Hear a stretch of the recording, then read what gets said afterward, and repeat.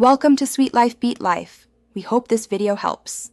In this video, I will explain how to use Media Query in Bootstrap 5, updated. Start by adding a simple @media rule in your custom CSS and test layout changes in the browser. Use min width for mobile first and max width for desktop overrides. Leverage Bootstrap 5 breakpoint classes alongside custom queries for precise control. Keep rules specific, avoid important, and organize queries by component so your styles remain predictable and maintainable. In this video, I will explain how to use Media Query in Bootstrap 5 updated. Reference Bootstrap 5 breakpoints like SM, MD, LG to align your custom queries with the framework. Put custom CSS after Bootstrap. CSS so your changes take precedence. Use container classes and responsive utilities for quick layout adjustments.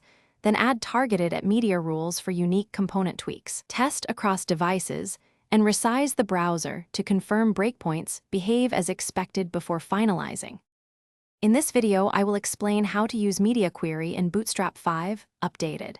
Create a scoped class for a component, then write an @media min width 768px rule to change spacing and typography at that breakpoint.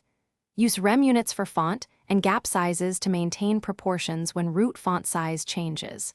For images, combine imgfluid with picture or src set for responsive sources. Always test interactions and visual hierarchy across breakpoints for clarity.